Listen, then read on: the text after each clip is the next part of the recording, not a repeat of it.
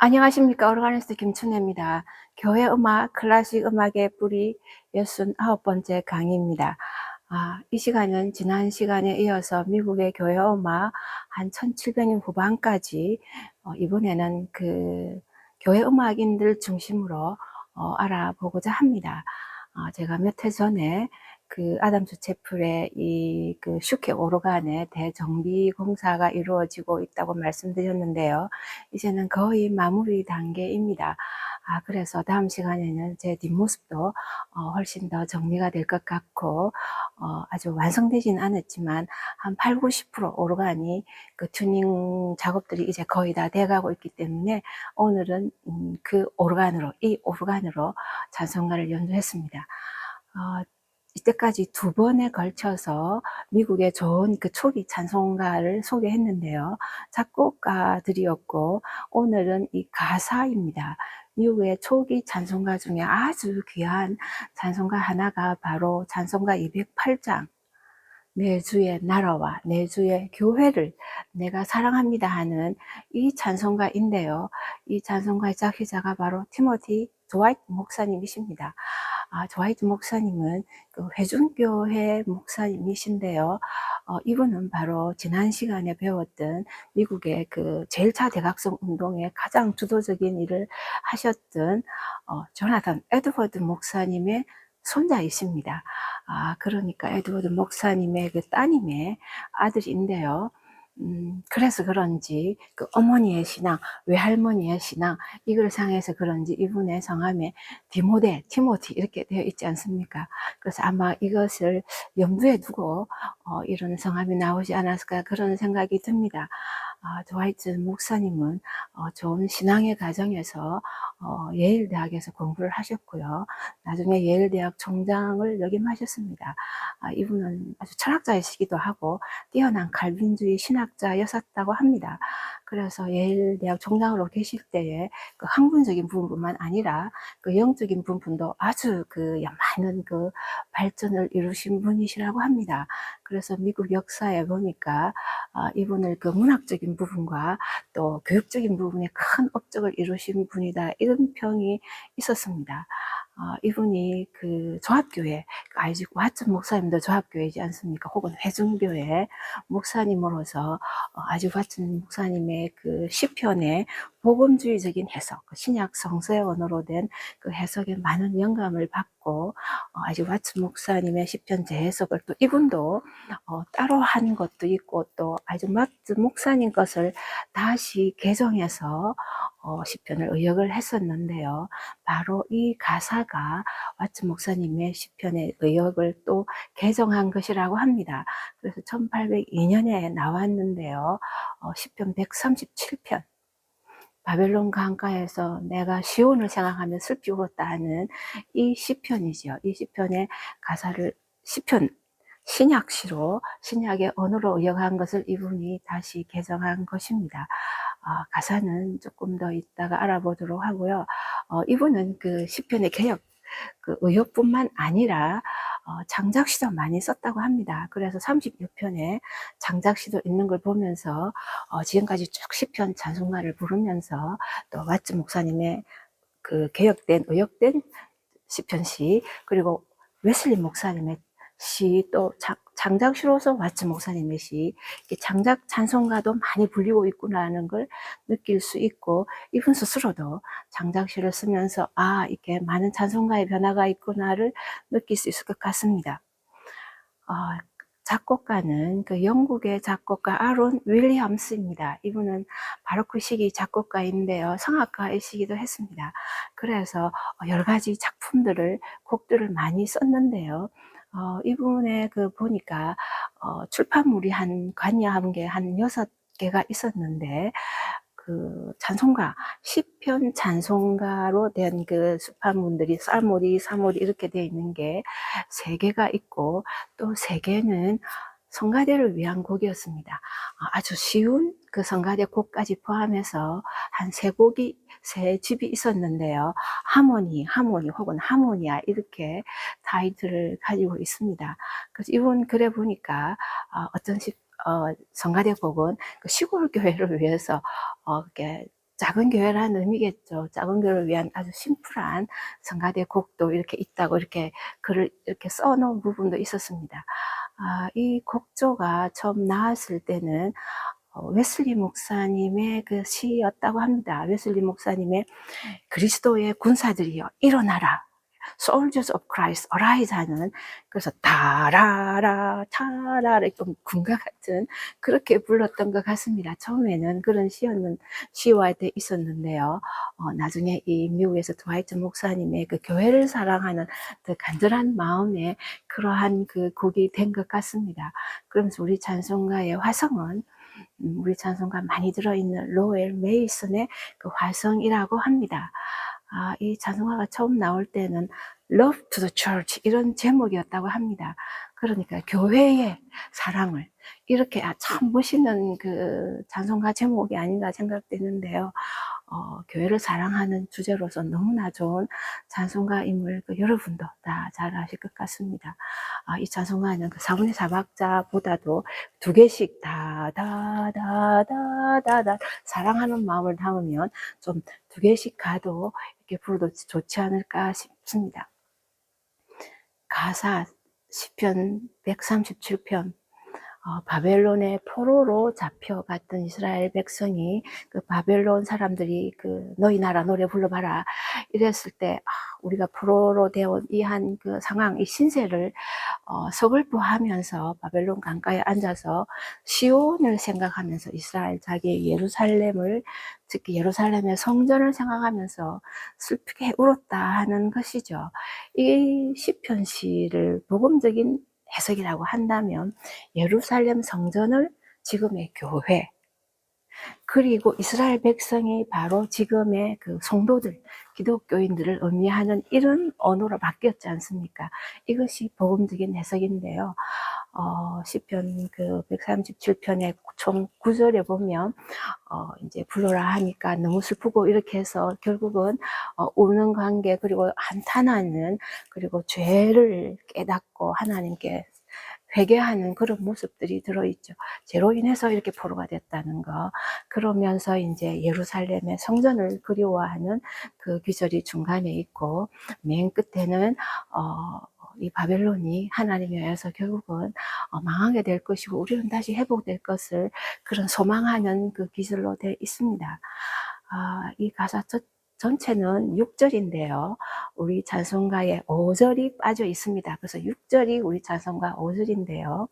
빠진 5절을 보면 교회가 바로 예수님의 몸이지 않습니까? 그래서 예수님에 대한 설명을 하고 있습니다. 예수님은 거룩하신 우리의 친구고 왕이시고 구세주이십니다. 그 구주를 내가 정말 사랑합니다. 우리가 사랑합니다. 이런 예수님에 대한 묘사가 있는데요. 그 빠진 5절입니다. 1절에 보면 I love thy kingdom, 내가 하나님의 주님의 그 왕국, 나라를 사랑하고 또 주님의 교회를 사랑합니다. 피로서 사신 이 교회를 사랑합니다. 이렇게 되어 있죠. 2절로 보면 또 교회를 사랑하는데 주님께서 교회를 지키시는데 주님의 그 눈동자처럼, 그리고 손에 그 표시된 그 못자국이지 않을까 싶은데 그 표시된 것을 만큼이나 주님께서 이렇게 그 사랑으로 우리를 사랑하시는 것을, 이 교회를 사랑하는 것을 또 우리가 교회를 또 사랑합니다. 이런 그 고백이 들어있죠. 3절에 보면 우리가 교회를 이제 사랑하고 섬기는 게 나와 있죠. 눈물과 기도로. 그리고 보면은 또 케어, 사랑과 보살핌과 또 수고로 이런 단어들이 들어 있습니다. 눈물과 기도, 사랑과 수고로 교회를 섬기고 봉사하겠습니다. 이렇게 되어 있습니다. 그리고 4절은 바로 교회라는 것이 우리 성도들의 모임이지 않습니까? 그래서 이 교제에 우리 성도들의 교제를 통해서 또 우리 교회가 예수님께 하나님께 영광을 돌리는 이 교제를 또 고백하고 있습니다. 마지막 절에는 이 하나님의 나라가 우리가 사랑하는데 하나님의 진리 그리고 하나님의 영광이 이 땅에 그리고 하늘에서 헤븐에서 늘 영원히 전파되고 지속되기를 원합니다. 찬양합니다. 기쁨으로 찬양합니다 하는 그런 가사로 믿습니다. 교회를 생각하는, 교회를 사랑하는 가사로서 이보다 더한 그 찬송가가 있을까 싶을 정도인데요. 종종 우리가 자주 부르면서 주님의 몸된 교회를 섬기는 우리의 모습으로 다시 늘 생각하는 우리가 됐으면 좋겠다 싶습니다. 찬송가 다시 한번 들어보시겠습니다.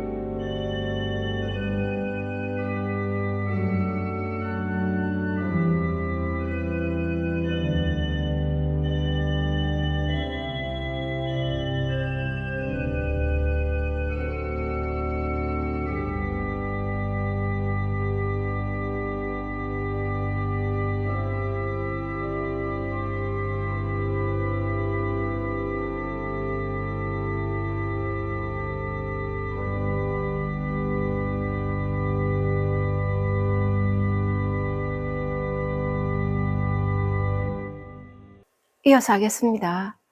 그동안 미국의 교회 음악을 알아보고 있었는데요. 피그림, 믿음의 선조들이 도착한 이후 한 1700년 후반까지 전체적인 교회의 모습과 교회 음악을 알아보았습니다. 물론 대체로 그 성가대는 미흡하고 그 회중 찬송은 꾸준히 발전하는 그런 것을 보았는데요. 이 시간에는 그 한 1700년 후반까지 그 미국의 그 특징적인 그런 음악, 교회 음악의 그 요소들, 그리고 어떤 그 공동체, 그러면서 작곡가들을 알아보려고 합니다. 미국의 그 초창기의 그 교회 음악의 그 특징을 몇 가지 들려라 그러면, 첫째는 그 모라비안 교도들의 음악을 얘기합니다. 이분들은 여러분도 아시다시피 그 찬송가를 굉장히 열성적으로 불렀던 그 사람들이죠. 그분들이 그 펜실베니아 그 베들레헴 쪽으로 그 이주해서 와서 정착하면서 그 음악 활동이 굉장히 뛰어났었는데요. 예를 들면 1742년에 그 이미 그분들의 공동체 유럽에 있을 때 공동체에서 시작했던 그 찬양의 시간, 징스툰데라는 이것을 시작했었습니다. 그래서 많은 분들이 와서 함께 찬송가를 굉장히 많이 불렀는데요. 특히 모라비안 그 이분들은 그 찬송가 아는 것이 그 100곡 이상이 됐다고 합니다. 안보로 부를 수 있었다고 합니다. 지난 시간에도 배웠지만 일반 성도님들은 새로운 거 배우는 거 별로 안 좋아하고 안다고 해도 선율이 몇 개 안 됐는데 100곡 이상씩 알면서 1시간 이상씩 그 회중 찬송가 중심으로 쫙 이어가는 이 찬양의 시간이라는 게 참 특별하다 이런 생각이 들었는데요. 이거 미국에서도 이분들이 또 정착해서 시작을 했었고요. 또 그러면서 그 모라비안 자체에서 콜리기움 무지쿰도 이렇게 창설을 해서 이 합창입니다. 합창 단체를 설립해서 합창 교육을 꾸준히 했었습니다. 그래서 그 기록을 보니까 1744년에 보니까 그분들이 그 하이든의 그 천지창조와 사계를 연주했었습니다. 대단하다 그런 생각이 듭니다. 얼마나 합창 이분들의 합창 실력이 뛰어났나 알 수 있는데요. 또 이분들의 또 특징은 음악 축제입니다. 뮤직 페스티벌인데요. 바로 다음해 1745년에 이 뮤직 페스티벌을 개최해서 멀리서 여러 나라에서 가끔은 크게 했을 때는 멀리서 아주 많은 사람들이 다양한 교단의 사람들이 와서 함께 그 찬양도 하고 그 음악을 이렇게 나눴다고 합니다. 정말 그 당시에는 이 모라비안 교도들의 그 음악이 미국 전체를 봐도 어쩌면 제일 뛰어나지 않았을까 싶을 정도로 아주 그 음악을, 교회 음악을 사랑했던 분 같습니다. 하나님 찬양을 사랑했던 것이겠죠. 그러면서 바로 그 미국의 그 필라델피아라는 그 특징적인 지역이 있는데요. 그 지역에 그 특별한 그 공동체들이 몇 개 있습니다. 그 북쪽, 서쪽, 이렇게 남쪽 이렇게 해서 그 중에 한 그 특별한 교회가 있는데 글로리아 데이라는 교회가 있습니다. 이 교회는 그 스웨덴인들을 주로 구성인 그 루터교 교회라고 합니다. 거기에 팔크너 그 목사님이 거기서 나중에 성직을 받으셨는데요. 이 팔크너 목사님이 그 독일 이제 분이신데 그 할레 대학에서 공부하고 경건주의에 심취한 분이긴 합니다. 그러면서 이제 와서 이 교회 그 스웨덴 목사님께 안수를 받고 성직을 받아서 루트교 목사님이 된 분이라고 합니다. 이분의 그 교회가 굉장히 뛰어나서 음악도 뛰어날 뿐만 아니라 당시에 그 최초라는 글도 있고 몇 안 되는 이런 글도 있는데요. 파이프 오르간이 있는 교회였습니다. 글로리아 데이 교회가. 그런데다가 이 팔커너 그 목사님의 그 글이 좀 특이했는데요. 그 루트교의 그 교회 음악이 아주 좋지 않습니까?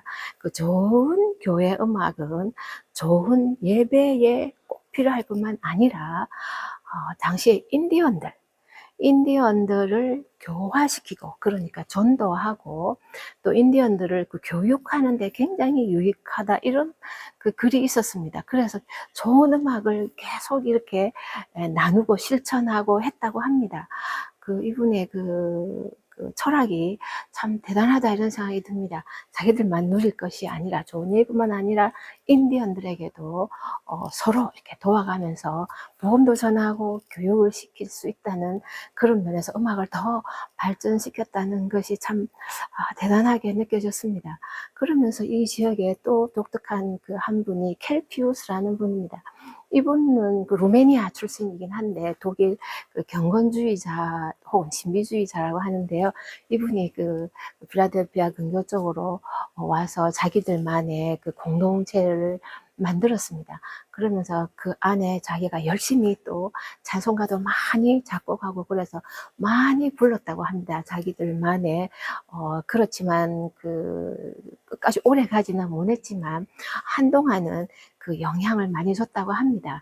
그 특이한 것은 이분의 생각이 1694년에 이 세상에 종말이 온다 그렇다고 합니다. 그래서 종말이 올 거기 때문에 결혼도 안 하고 이렇게 하나님만 바라보면서 찬양하고 기도와 명상을, 묵상을 많이 했다고 합니다. 그래서 찬송가뿐만 아니라 기도와 명상 그 글들이 많이 또 남아 있다고 합니다. 그러면서 한 분 더 또 공동체가 있는데 그 독일에서 건너오신 바이셀이라는 분입니다. 이분도 경건주의, 신비주의적인 그런 좀 독특한 분인데 에프라타 공동체를 이렇게 만들었다고 합니다. 그래서 그 안에 자기들만의 또 찬송가를 또 부르면서 또 많이 배급했다고 합니다. 이런 그 특히 필라델피아 지역에 이런 경건주의적인 약간 신비한 듯한 그 독특한 공동체들이 이렇게 딱 있는 걸 보면서 필라델피아가 그 당시에 굉장히 그 큰 그 도시이지 않았습니까?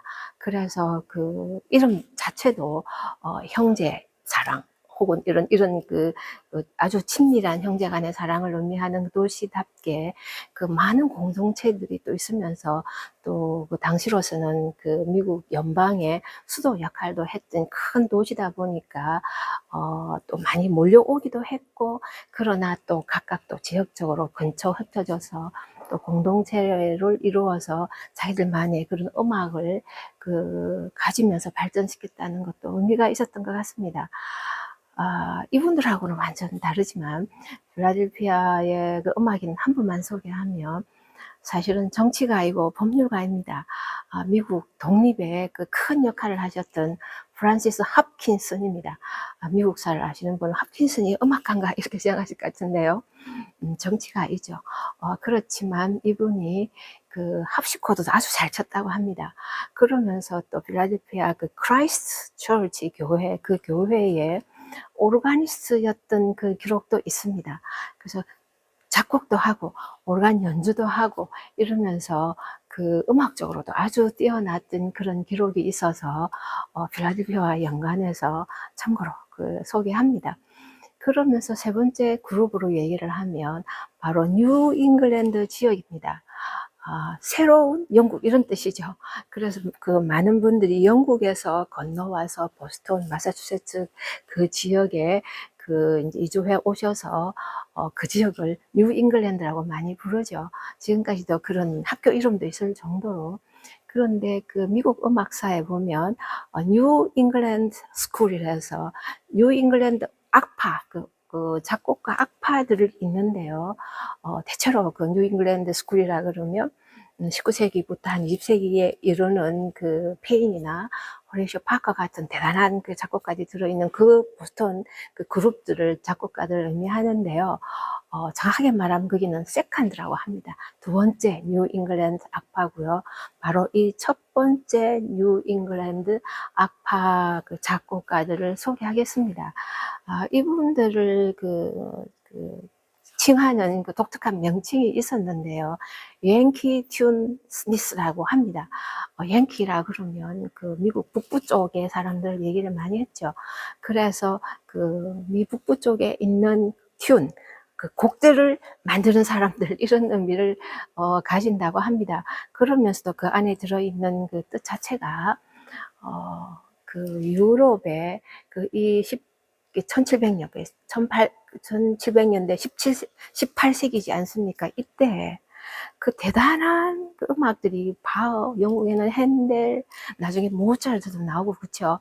대단한 그 음악들, 하이든을 비롯해서 그런 그 예술성이 뛰어난 음악도 있는데 비해서 그런 분들 작곡가들에 비해서 훈련이나 여러 가지 면에서는 좀 떨어져서 음악적으로 조금 미흡하지만 그러나 굉장히 열심으로 그 작곡을 하되 이분들의 본래 직업은 일반적으로 좀 있고 평소 직업은 딴 걸로 있는 그렇게 해서 음악을 주로 독학을 많이 하셨던 그런 아마추어 음악인들을 평하는 용어였다고 합니다. 물론 나중에 학자가 그분들의 그 별칭을 만들긴 했지만요. 이것이 아마 그 첫 번째 뉴 잉글랜드 악파를 대변하는 좋은 용어 같은 생각은 듭니다. 예술성은 좀 떨어질지 모르지만 훈련을 많이 못 했으니까 기본 직장은 있고 독학을 하셨지만 아마추어이지만 정말 열심으로 곡들을 작곡하면서 활동을 했던 그런 음악인들을 의미하는데요. 이분들이 대체로 다 싱잉스쿨, 그 가창학교의 선생님들이 많습니다. 그러면서 또 당연히 또 국악풍의 곡조도 작품들 보면 많이 쓰셨는데요. 첫 번째 소개할 분이 바로 빌링스라는 분입니다. 이분은 굉장히 곡을 많이 썼습니다. 아주 뛰어난 작곡가였고요. 싱잉 메스터라는 별칭도 있었습니다. 가창학교 선생으로서 아주 그 메스터라고 할 정도로 타이틀이 있으니까 나중에는 이분이 그 음악만 전적으로 이렇게 했던 분이라고 합니다. 그래서 기록에 보니까 미국의 최초의 그 음악을 전적으로 프로페션, 자기 전업으로 했던 음악인이다. 이런 타이틀도 있었습니다. 그래서 곡도 많이 쓰고 아주 좋았는데요. 그 당시에는 저작권이 거의 잘 안 돼 있으니까 살아있을 때 그 앞쪽에는 굉장히 나름대로 괜찮았는데 뒤쪽 후반기에 이제 그 저작권의 그런 혜택을 많이 못 보니까 그분의 곡이 많이 불리기는 하면서도 이분 생활은 나중에 빈곤했다고 합니다. 그래서 너무 아까운 그 생활 면에서는 후반기 이분의 말기의 생애를 보니까 경제적으로 힘들었다 이런 그렇지만 전체 인생은 너무나 그 풍요로워서 많은 곡들을 썼고 싱잉 미스트라는 타이틀도 있고 나중에 음악을 전적으로 했던 프로페셔널로 했던 그런 첫 번째 타이틀도 가지고 있는 분입니다. 그 다음에 테일러라는 분이 계신데요. 이분은 그 영국 출신입니다. 그래서 영국에서 건너오신 분인데, 그 로얄 지풀에서 그 소년 성가대로 있었습니다. 그러다 보니까 핸델 장례식에 그 성가대원으로 노래도 불렀던 사람입니다. 좋은 음악 교육을 받았죠. 그래서 미국으로 건너오셨는데요. 그러다 보니까 좋은 작품들이 많다고 합니다. 그래서 미국 음악사에 보면 그 미국에서 그 클래시컬 작곡가로서 찬송가나 교회곡 그 당시는 조금 단순했으니까 그런 것보다 조금 더 예술성이 있는 그 클래시컬한 그 작곡가로서는 최초이지 않을까, 이런 글도 있었습니다. 그 정도로 이렇게 잘 훈련받은 분이 오셔서 또 미국에서 많은 곡들을 작곡하면서 또 찬송가도 쓰시고 성가대곡도 쓰시고 일반 클래식 곡도 쭉 쓰면서 또 극음악도 좀 쓴 부분도 있습니다. 그래서 다양한 그 곡들이 나와 있어서 소개해 드립니다. 그러면서 또 데니엘 리드라는 분이 있는데요. 이분도 곡을 많이 썼습니다. 이분도 양키 튠 스미스라는 그 별칭 안에 들어갈 만한 그 성격을 가지고 있습니다. 가정학교 선생이기도 했고 북아풍의 곡주도 있고요. 찬송가도 있고 성가대곡도 있고, 그런데다가 이분은 그 노래, 일반 노래도 많이 썼습니다. 많이 써서 대중적인 노래도 많이 부르고, 그래서 미국인들에게는 이 데니엘 리드의 그 음악이 더 많이 알려져 있다고 합니다. 그래서 찬송가도 보니까 우리나라에는 안 알려져 있지만 미국에서는 이분 찬송가 알려진 곡자가 굉장히 많았었습니다. 그래서 더 많이 부르고 또 일반 노래도 많이 불러서 미국인들한테는 굉장히 많이, 나름대로 초기 작곡가로서는 더 많이 알려져 있는 그런 작곡가입니다. 그러면서 알아볼 수 있는 분이 바로 우리가 언급했던 찬송가 작곡가죠. 그래서 에드슨과 홀든입니다. 우리 찬송가 35장, 36장을 작곡하신 분이죠. 이분들도 다 그 양키 튠 스미스라고 불릴 만한 그런 분의 성격을 가지고 있습니다. 그쪽에서 아마추어로서 독학하셨고 또 자기 직장은 또 있으면서 싱잉스쿨 선생이기도 했고, 그러나 열심히 교회 찬송가와 성가대곡과 나름대로 노력을 많이 했던 분이죠. 지금은 있지만 그러면서도 또 교회 악보도 많이 출판하신 분입니다. 그 홀든 같은 경우에는 이분은 그 많은 그 간행물들도 있었습니다. 그래서 출판도 참 많이 노력하셨구나 하는 걸 느꼈습니다. 그러면서 마지막 두 분을 또 소개하면 오르간과 연관된 분인데요. 터키라는 분입니다. 이 터키는 그 영국에서 오르가니스트로 있었는데요. 브리스톨 대성당의 오르가니스트였습니다. 그러면서 건너왔으니까 아주 오르간이 뛰어나죠. 그분은 그 보스턴보다는 그 뉴욕 쪽에 그 트리니티 교회의 오르가니스트를 하면서 성가대 지휘도 하고 작곡도 하셨던 분인데요.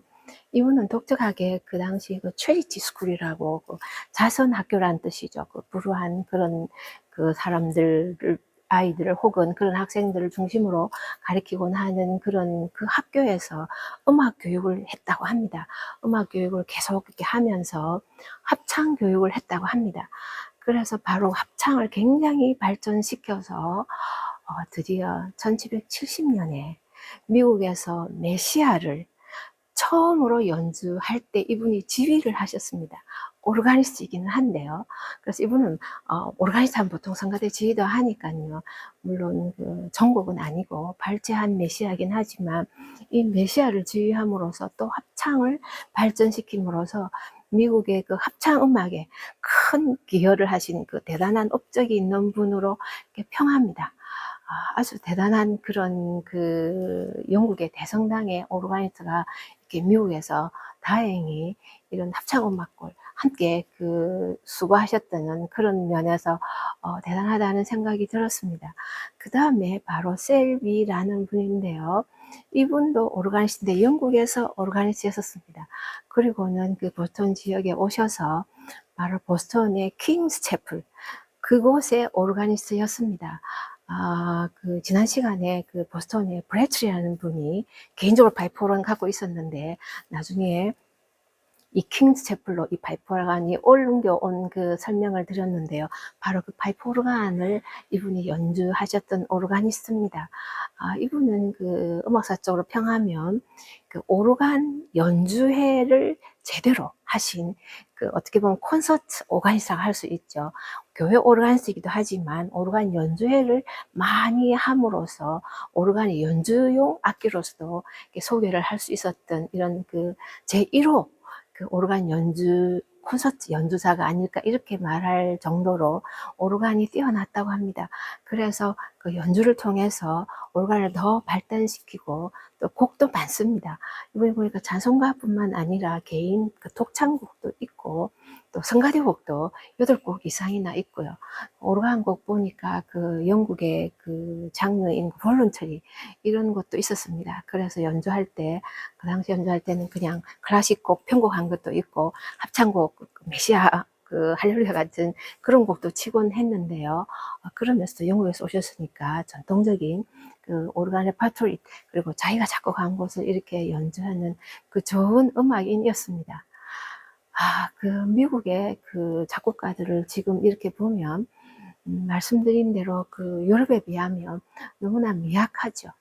그 종교도 그분들이 도착하고는 150년이 지났지만 여전히 미국은 그 교연막은 그 발달하는 게 느린 것 같습니다. 아주 느린 것 같습니다.